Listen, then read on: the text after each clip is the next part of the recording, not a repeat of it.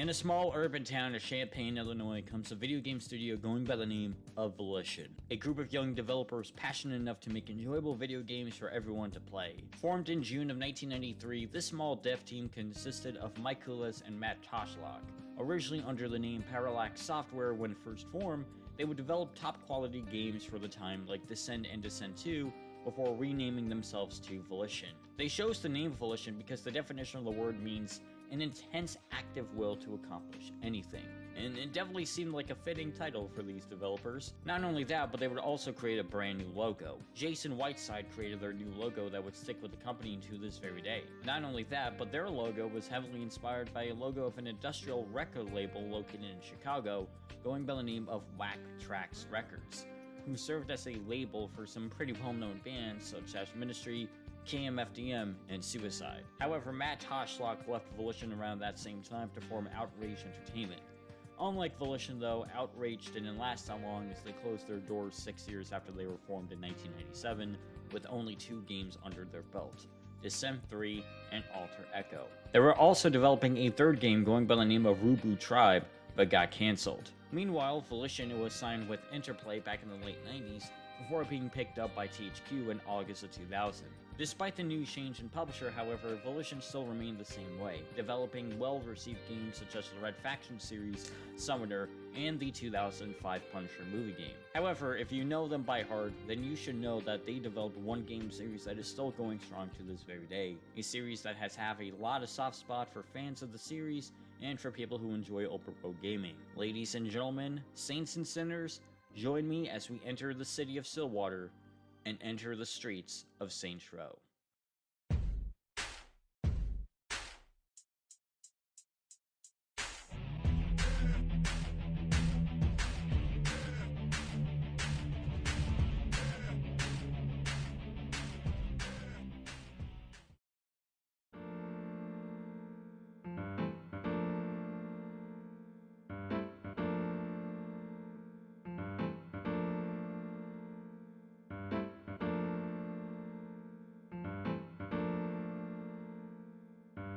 October 2001 saw the release of Grand Theft Auto 3 by Rockstar Games that was met with unanimous critical praise and sold excessively well when it first launched, ending up as one of the best games of 2001, if not of all time. Even though it wasn't the first 3D open world game in general, it was the game that put the genre on the map, and because of this, publishers and developers try to mimic the game to make a profit out of it. This would be the beginning of the term phrase GTA clone, in which every open world game would just be classified as a clone or a copycat of GTA. Even games that, well, don't even play similar to Grand Theft Auto at all, like Spider-Man 2 the movie game for example. It was a ridiculous term back in the day, and compared to how open world games are now, I doubt that phrase would fly by. With that said, that didn't stop Volition from wanting to throw their hat into the open world genre. However, they didn't do it to compete against the big dog. Instead, they just created it with its own identity. A game series that would focus on gang warfare and rising through the ranks of going from the crack house to the penthouse, gaining control of territory, making money, and just being a slick as hell thug. Okay, so maybe it might be similar to GTA, but still, you can't deny and say that it worked. Originally going by the title Bling Bling, this small little unknown open world game started life as a PS2 game, funny enough. However, people at Volition originally opposed the idea of making a gang simulator game. It also didn't help the fact that the game would then later be shifted from the PS2 to an unknown next-gen platform at the time called the Xbox 360, since they had no idea how the console would work. Despite all the hiccups though, Saints Row was officially announced at the reveal for the 360 at E3 of 2005, but it took the game a little bit longer for it to cook in the oven. Changes were made ranging from the scale and design of the city to the color of the Saints who originally wore the color green before being switched to the iconic purple we all know and love. I think you can already know why. The development for this new open world project had a lot of shoes to fill in, and considering the budget the game had while in development, it pretty much was a bitch and a half to make. Thankfully though, Saints Row was a highly anticipated title when it was first announced, with a demo for the game setting a record for being downloaded 400,000 times within a week, and sales that exceeded 500,000 copies. And in 2019, the game has finally exceeded over 2 million units. Combine that with the positive reception the game got, and THQ plus Volition had a huge hit on their hands. Not only was Saints Row the first open world game to be released for the 7th generation consoles a year and a half before Rockstar's GTA 4 came out, but it also improved on almost everything that the PS2 GTA games had problems with. Then again, considering due to the fact that we were comparing a game released on the next-gen hardware like the Xbox 360 to a PS2 GTA game, it did seem a little bit unfair to compare the two games released on separate gen consoles. Don't worry, we'll get to the comparisons when we talk about the next game. But regardless, Saints Row 1 was a groundbreaking hit, and thankfully saved Volition after the onslaught of troubled development the game had. However, that was then, and this is now. How does Saints Row 1 hold up after its release a decade and a half later? Well, before we can do any of that, I just want to say that this will be spoiler heavy, so if you have not played Saints Row 1, I strongly recommend you skip the story portion of the video by clicking on the timestamp, and to check out the game for yourself. With that said, let's get this shit started. The game takes place in the city of Stillwater, located in the state of Michigan. In this small, urban, rundown city, you get to play as, well, yourself. Yes, that's right, in Saints Row 1, your main character is yourself. Compared to other games around the time that give you an already pre-existing character, Saints Row instead lets you make your own character any way you like. I'll go into more details about it later, but it's pretty impressive to see the idea of you playing as a custom character rather than a pre-made character is unique for the genre. Right as you're walking down the streets, however, you experience firsthand a gang war breaking out. The guys in yellow are the Vice Kings, the guys in blue are the Westside Rollers, and the guys in red are called Los Carnales. No, I'm not calling them the Los Carnales because I don't want to get yelled at by Dex, and plus that joke has been done to death and run down to the ground. As the shootout happens, you get caught in the middle of it and almost get wiped out by one of the members of the Vice Kings, before getting saved by this man going by the name of Julius Little. Joined by his second-in-command Troy Bradshaw, Julius offers you an opportunity to stop all the gang violence in Stillwater by joining the 3rd Street Saints. The following day, you take Julius up on his offer and decided to join the Saints. Once a member, you take out some gangs roaming around the streets of Saints Row, and even accomplishing a gang war. But that's only the beginning of the story. Once we clear out Saints Row, Julius wants to do more than that.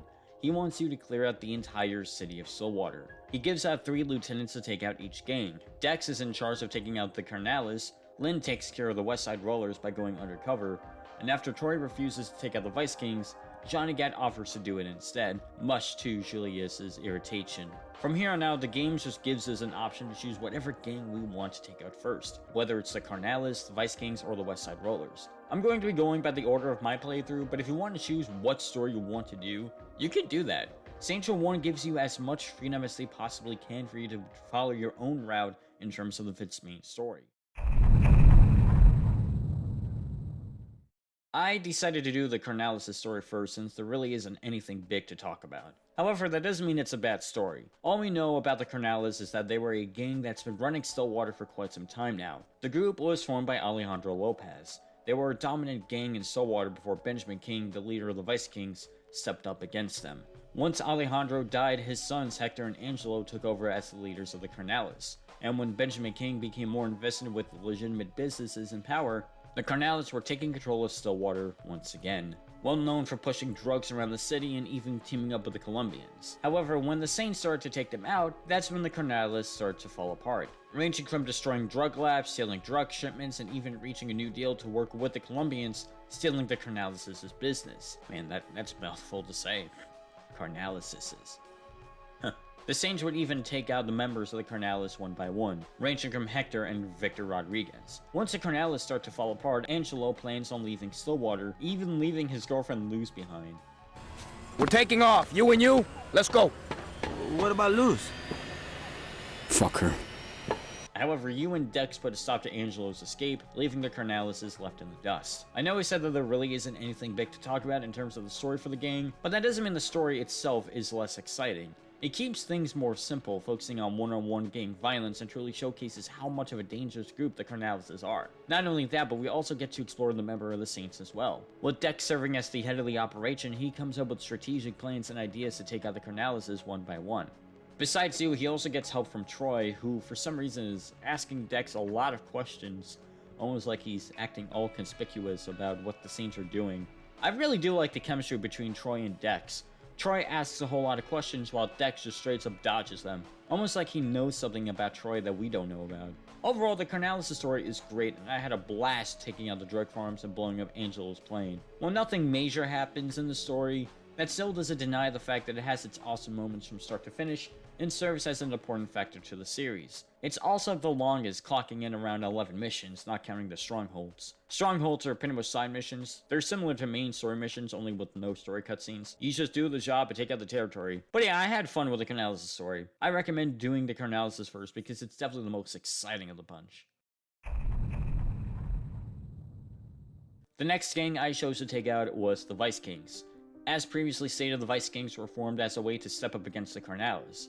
Formed by Benjamin King in the 70s, he, alongside with Julius, teamed up to gain control of Sunnyvale Gardens and push the Carnales away. However, as years went on, Ben King became more focused with power and money, leading to the revival of the Carnales and the formation of the Westside Rollers, ranging from having the police on his side to even forming his own record label called Kingdom Come Records. Despite all of this, however, some of the members of the Vice Kings aren't really too happy about it. Warren Williams, the operating officer for the gang, and Tanya betray Ben King, and now take control of the Vice Kings. Well, that is until Tanya turns her back on Warren and shoots him. Oh, there's also Big Tony, but he's more of a bodyguard than anything, and he gets killed very quickly. With nowhere to go, Ben King asks Julius and the Saints for his help to take out the Vice Kings and stop them for good. One thing that's great about the story is how Julius and Ben still have a friendly relationship despite all the troubles they went through. Noticing that King started making mistakes, Julius was hoping that Ben would snap out of it and rejoin him.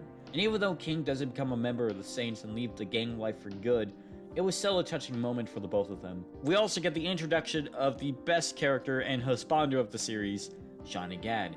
He's entirely different from Dex as a lieutenant, which is funny because Dex is put in charge of keeping an eye on Johnny in case anything bad happens. It almost feels like a big brother, little brother type situation. Dex usually comes up with a strategic plan to take out the VKs, while Johnny's plan is just to destroy everything in his path and kill everyone he sees. They're pretty much polar opposites. I know that comparison might feel off-putting, but that's seriously the vibe I got while watching these two on screen. And lastly, there's Aisha, who I believe was a member of the Saints, I think. She doesn't really affiliate herself with them a whole lot, but she does ask them for help whenever there's trouble. I remember Gad indicating that Aisha was probably a part of the gang before she left to create her own music career.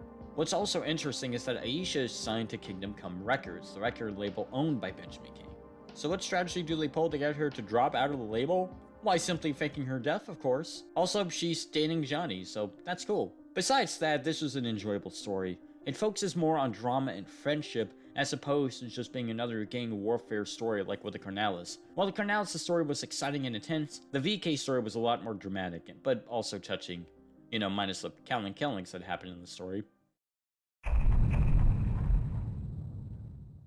Last but not least, there's the Westside Rollers. There really isn't much to talk about this gang because they're formerly brand new.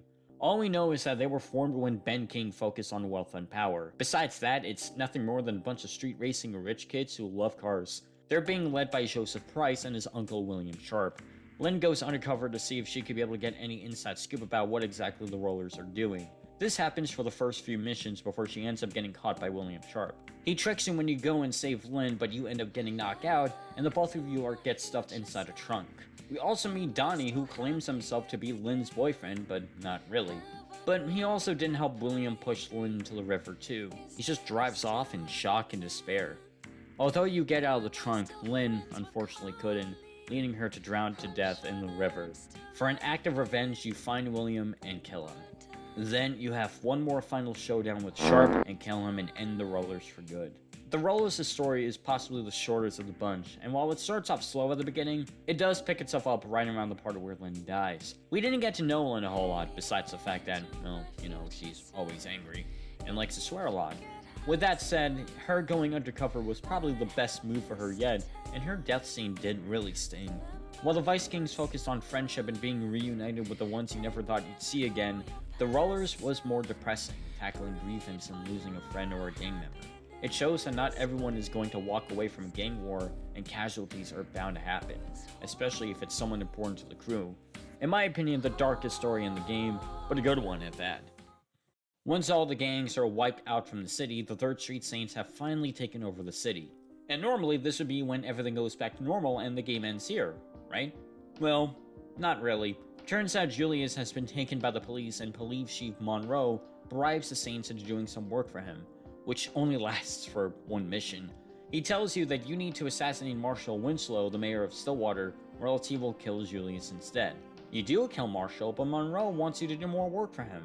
But considering the Saints don't give a damn about doing more stuff for Monroe, they should settle on killing Monroe instead.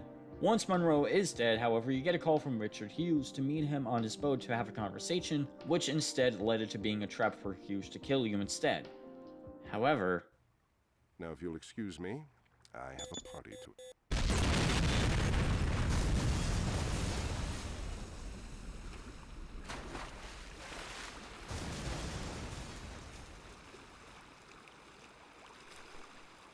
You and Hughes get blown up on the boat, and then the credits roll. Yep, that's the ending for the first Saints Row. Now, I will say that this ending was brilliant.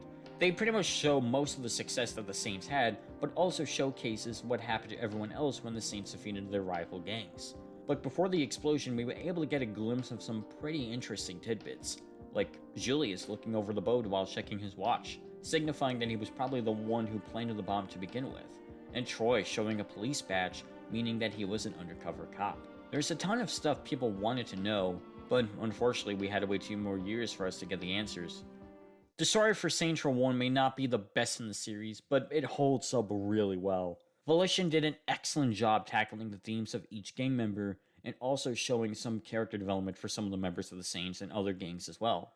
Overall, a story that you should not skip out on. Now, I know that everyone is going to observe the gameplay and say, yeah, this game is like Grand Theft Auto. And to be perfectly honest, you're not wrong. When you're not doing missions, you can freely drive around the city of Stillwater with numerous activities for you to do, ranging from insurance fraud, mayhem, drug trafficking, etc. These activities have 8 levels, and if you complete them, you get rewarded with an unlockable, ranging from new homies, weapons, customization items, vehicles, etc. Alongside of that, you also gain respect that is used to start new story missions. Now, I know that there's a lot of people that don't like the respect system at all in this game, as they feel like they're only doing it to pad the game's length, and to a degree, I understand where they're coming from. However, I didn't really mind it all that much, since you actually get respect easier than how many people thought. It also depends on the activities you play. I'm going to be doing a list of the activities in this game that are my favorite to least favorite. Insurance fraud. Easily the best activity in the entire game. All you do is throw yourself into traffic and earn money, and that's it. With the game's physics, it's absolutely amazing. The only major downside is that you have to be lucky enough to find the right cars to send you flying, but besides that, it's really fun. Mayhem. Kinda similar to insurance fraud, only except you have to do property damage. Unlimited ammo for almost all weapons, and for the final level, you can just go all out on people. Escort. Drive around with the client, well, have some fun. Avoid news reporters and make sure you let the clients do their business. Racing. I mean, the name kind of gives it away, really. Though I wish it wasn't 8 levels and just 1. Snatch. Grab some hoes that were kidnapped by rival pimps and return them to your pimp. This would be fun if the AI wasn't absolute brain dead. Drug trafficking. An escort mission of sorts where you have to protect a drug dealer while they make deals. Again, it would have been good if the AI wasn't terrible. My tip is to get some homies by your side, so that way you can be able to make the activity much easier to complete. Demolition Derby. Another giveaway, but all you do is destroy as many cars as possible before heading off to the next level. Loan Shark. I mean, unless you want an achievement, I wouldn't really bother with this one at all that much. You just owe money, but can simply return it as soon as you collect it. Hitman and Chop Shop. The worst activities in the entire game. Though Hitman might be the worst in general. All it is just a waiting game for the target to show up so you can kill them, but it has to be with a specific weapon. If you don't have that weapon, then you're practically screwed. And even if you do have the weapon, the chance of them spawning is next to none. And the location they're in isn't any better. Unless you want to 100% complete this game, I recommend you skip it entirely. Same thing with Chop Shop, only except that activity isn't as infuriating as Hitman. You just need to find a vehicle and a specific mod for it and bring it to the Chop Shop. They're both tedious and boring as hell. Overall, the activities are kind of a hit and miss for me. While some of them are enjoyable and have some redeeming qualities to them, other ones are something I don't hold highly positive towards or just straight up awful. Thankfully, you can choose to only play the good activities if you like, but even then you're gonna have to dig your hands in the mud with the bad ones. especially if you want to 100% complete this game. Hey, Postan here. I also forgot to mention about hijacking, which is kind of like Shop. You have to be able to go ahead and get the target vehicle back into the location, only except it's a lot more linear and scripted than Shop, where it's completely random and a lot more open-ended. Besides that, it's really anything all that special. It's okay. One thing that truly hurts the most about this, especially if you play the later games first, is that you cannot restart activities if you fail one. Whether it's because you're dead, busted, time runs out, or some other crazy nonsense, you're gonna have to go where the activity marker is and restart from there. You can restart missions, however, but only at the beginning because mission checkpoints are completely obsolete from this game, which makes it even more tiring than ever. Not only that, but you can also collect CDs that unlock a new song after every 10 CDs you collected. And you can also find other game graffitis tags around the city and spray over it in a sort of Jet Set Radio type QTE. And if you find all of them, you unlock the ability to sprint forever without having the sprint meter run out. Saints Row 1 is chock full of things to do and offer much more content than ever before, and you gotta give Volition credit for that. Lastly, there's also online multiplayer in which you can play multiple game modes and team up with other players or fight against them. Unfortunately, I couldn't find a lobby of people to play with since, I doubt people are still playing this now from my experience.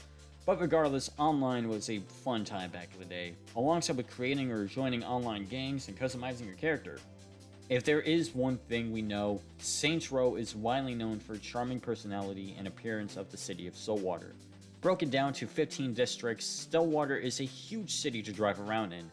You can explore areas like the Red Light District and the Projects District, being run down and full of weird characters like bums, pimps, and hoes. Meanwhile, if you drive up to the downtown area, you get businessmen and women walking around, and in the suburbs, you get those rich, peppy people. Volition did a pretty good job making the districts feel different from one another and fun to explore. With that said, I wouldn't say that this version of Stillwater isn't the most alive. Don't worry, it's far from being as bad as that city. Trust me, we'll get to that when we talk about it soon. But Stillwater in this game isn't as alive compared to the Stillwater in Saints Row 2. Now, to be fair, I understand that Volition originally had more ideas for Stillwater in this game that they didn't include until Saints Row 2, so I will give it some slack for that. But at the same time, it also sort of shows how poorly aged the game is. I still enjoyed Stillwater in this game, driving around and doing activities, plus finding some interesting goodies along the way, but there was more room for improvements for the city that would then later be revamped in the sequel. Another interesting thing you can do in the city of Stillwater is go to stores and buy stuff. You can buy weapons and ammo, buy drugs and alcohol, or customization items for your character or vehicle. Customization is without a doubt an important key highlight for Saints Row, and still is to this day. Depending on what you wear, you can also be able to get an increase in respect also. My recommendation is to wear everything purple since you get an even bigger boost for respect. However, that boost isn't as massive. It's only 10 to 15%, so you only get like an extra 100 points in respect, which really isn't much. On the flip side of this though, you can choose to wear how you want to wear your outfits. If you want to wear your hat tilted, your pants low or high, or your jacket tilted or closed, you can do that. And let's not forget about layered clothing, choosing your undershirt, overshirt, and jacket. Saints Row 1's customization is unlimited, although you don't really have any choices to buy. Regardless though, you can easily turn your character from a run-down bum to a luscious crime boss no matter what you choose. Since Saints Row is about taking control and making profit, it would make sense for your character to dress like he earned it. Money plays an important factor in Saints Row, and you ought to be rewarded by spending your hard-earned cash. And while we're on the topic of looks, we cannot discuss how well crafted the game is. Character models look pretty good for the time, but the design of the city is great.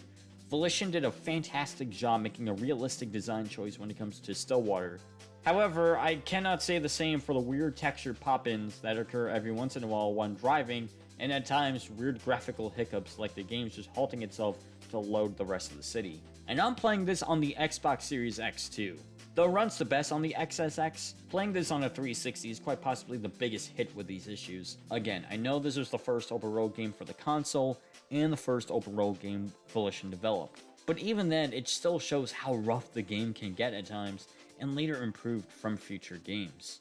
But besides all of that, I can say that Saints Row 1 looked amazing for the time, and you can't argue with that. Volition definitely pushed the 360 hardware to its limit, and although it's not perfected, the city of Stillwater is still a fun place to explore and offers some interesting things to find.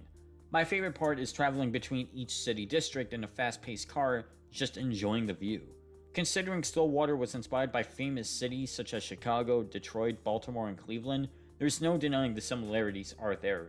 Mostly Chicago, since that's close to where Volition works at. Another interesting charm to add to the game's world is the radio stations. Saints Row has 12 stations, but most of them pretty much play a range of rock and rap stations. In fact, I counted it. Saints Row 1 has a total of 3 rap stations and 3 rock stations, 4 if you want to count the metal station. True, you also have electronica, reggae, classical, and easy listening, but the majority of the time you'll just be settling with either hardcore gangster rap or emo pop-punk music. Now don't get me wrong, that's not really a bad thing since I'm a fan of both genres, but even then they added much more than they needed to. And it's not like in GTA where they differentiate the genres like with GTA 5, where they have a modern rock, classic rock, and a hardcore punk station that sounds different from one another, or a modern rap station followed by classic rap station. No, they just pretty much pick whatever song they chose from the studio's iTunes or Spotify playlist and just added it into the game and made separate stations for it. One thing I noticed is kind of freaky though. When I was listening to the Gen X station, I heard a couple of songs that station had, which was fine. But when I turned into the Faction station, they were playing the same songs that they just played in the Gen X station. Now, I don't know if this was done on purpose, or if Volition just screwed up with the audio files for the soundtrack, but regardless, it does seem rather jarring. I know that music isn't that important for Saints Row, but it does get rather noticeable the more you play it. Though on the positive side of things, I can say that the soundtrack is, for the most part, a pretty good soundtrack. Though I can ditch the metal station for focusing on 80s hair and glam metal, the songs that they got here did get me into some of these bands. Hell, I probably wouldn't even remember artists like Local H, Husker Du, Clips, Eric B. and Rakim, The Late Biz Marquee, and Bear vs. Shark if it wasn't for this game. And what's cool is that you can create your own music playlist and listen to it while driving or even on foot, something that they wouldn't do again until Saints Row 4. As previously stated, Aisha is known for being an R&B singer, and the devs actually made songs to coincide with the game's world. You know how Love Fist from Vice City has songs on the radio stations? Well, this was kind of like that. It adds a lot more to the world building that Volition really wanted to do. Alongside that, we also have radio commercials that play during breaks. What's interesting though is that the commercials are made for stores that are normally talk about hosting a sale going on, and when you go to that store, you find out that there is actually a sale happening. It's those nice, neat little things that truly captivated Stillwater as an immersive city. But let's get to the best part of me talking about the audio portion of the game. The voice acting. Saints Row has an all-star cast under its belt, and a damn good one at that. You have actors such as Freddie Rodriguez, Clancy Brown, the late Michael Clark Duncan, Mila Kunis, Daniel Day Kim, and Keith David, just to name a few. And they do an excellent job portraying as the characters they represent. This is without a doubt the best performance Volition has done, and will gladly continue that trend with later games in the series. All of those things considered, Saints Row 1 is a game that truly is an interesting experience to look back on nowadays, since it completely changed the forefront for the overall genre back during the 360 lifecycle. But considering due to the fact that later games in the series, if not other open world games to follow it years later, shows proof that Saints Row 1 is kind of a rough game to look back on. Now that doesn't mean that the game is bad by default, because it really isn't. There was room for many improvements they needed to be fixed, and I think Volition noticed that themselves. However, I hope you guys still have your Xbox 360 with you, because that's the only way you can experience this game. True, there are multiple ports for the game plan, ranging from the well-known PS3 port that almost got released, to the lesser-known Nintendo Wii port, and even a possible PC port as well. However, all of those ports ended up being cancelled, mostly because of either hardware limitations or because of the publisher having no intentions on wanting to port the game to different consoles. But to make up for it, they decided to make the next game a multi-platform release. That's right, the next time we meet, we're heading back into the streets of Stillwater, this time looking more modern, remodeled, and dare I say, even better. That's right, we're about to take a look at what is arguably the best game in the series, Saints Row 2. Until then, always remember that there is a saint in all of us. Thank you so much for watching part 1 of the Saints Row retrospective. It really means a lot to me. I've always wanted to do this retrospective for quite some time now. And, now I figured, hey, this would be the perfect time. Saints Row is finally being the talk of the town again. it would make complete sense that I would go ahead and talk about Saints Row and do a retrospective of it, since, you know, I've really wanted to do this for a very, very long time now. But again, thank you for watching the video in its entirety, and I hope you guys are ready for what the rest of the retrospective has in store for you. Not only that, but if you also really do like this video, then please check out some of my other videos as well. I do game reviews, and I might do music stuff as well in the future, you know, all that kind of stuff. But again, feel free to watch more of my videos if you like. With that said, thank you so much for watching part 1 of the Saints Row retrospective, and I will see you guys soon with Saints Row 2. And lastly, have a happy new year.